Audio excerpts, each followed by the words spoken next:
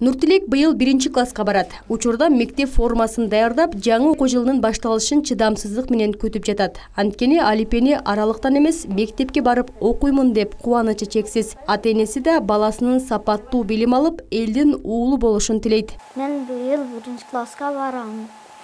Мектеп ачылышын күтүп атам. Мектепте жазганды окуганды үйрөнөм. Мен 0-класста эле мектепте окуганмын. Биринчиден ошо кенжетай балам 1-класска барганына сүйүнүп атабыз. Экинчиден 1-класска барып, мектепте окуганга сүйүнүп отурабыз.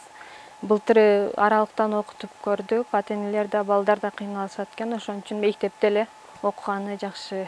Себеби бала менен мугалим түз байланышта болот дагы, билимди жакшы алат. Нуртилек бара турган шаардагы Ленин атындагы орто мектебине быйыл 220 баланы 1-класска кабыл алуу пландалууда. Учурда балдарды кабыл алуу жүргүзүлүп, 90%га аяктап калды. 1-класска бара турган балдардын саны көп болгондуктан 7 тайпа болушат. Ата-энелер арасында балдарын орус тилдүү мектепке окутуу талабы жогору болуп жаткандыктан бир тайпада сабак орус тилинде жүргүзүлөт. Жылдан жылга балдардын саны көбөйүп атат, Кудайга шүгүр десек болот. Себеби дегенде орус класстуу, айрыкча орус тилдүү балдарды окутууга ата-энелердин талабы аябай күчтүү болуп атат. Ошондуктан мына былтыртан бери биз орус тилдүү класс ачканбыз. Быйыл дагы ачып атабыз. Балдардын саны мына 35ке жетип калды. Эгерде баланын саны көбөйүп кеткенде, толуп калса, биз ошол баланы кандай тандап алабыз? Бул дегени бизде биринчи орунда ошол Баткен шаарынын тургундарын өзүбүздүн жашаган участка боюнча алабыз. Андан сырткары ошо ата-энелер наразы болбош керек биринчиден. Андан кийин сырттан көчүп келген жарандардын балдарын кабыл алабыз.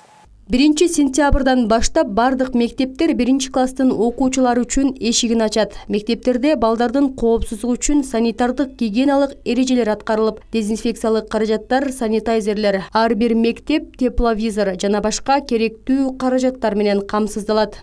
Жакын күндөрдө ошол ата-энелер менен мектеп бирдикте келишим түзүп, ошол балдарды мектепке жеткирүү боюнча жана мектептен алып кетүү боюнча ошол эле мезгилде ошол класстарда окуучулар 2 группага бөлүп окутат да. Мындайча айтканда, бир группа 1-, 3-, 5 күн окуй турган болсо, ал эми экинчи группа 2-, 4-, 6 күндөрү мындай.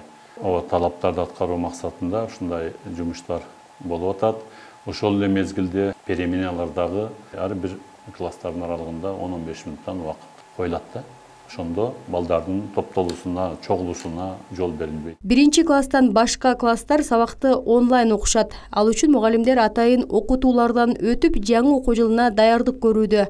Онлайн сабактарды даярдоо, мультимедиалык технологияларды колдонуу, окуучулар менен кайтарым байланышты уюштуруу, ата-энелер менен иш алып баруу боюнча вебинарлар өткөрүлүүдө. Азыркы кырдаалга байланыштуу бизде мектеп жамаатында жалпысынан 100 мугалим бар.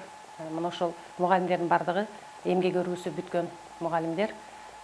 Азыркы учурда өргөдөн чыккандан бери ошо жаңы технологиялар менен, башкача айтканда санарип мугалим ошо долбоорлор менен иштеп, бардык мугалимдерибиз курстардан өтүп атат, билимдерини өркүндөтүп жогорулатып атат. Баткен шаарында жалпы 9 мектеп болсо, анын 7-өө мамлекеттик жана 2-өө жеке менчик билим берүү мекемеси болуп саналат. Шаардагы мектептер жылына 700дөн ашуун баланы 1-класска кабыл алат. Бүгүнкү күнгө чейин каттоого алынган балдардын саны 630ду түздү. Кабыл алуу сентябрь айына чейин улантылат. Миңгүл Көчөрова, Расул Акматов, Алтын бешик жаңылыктары.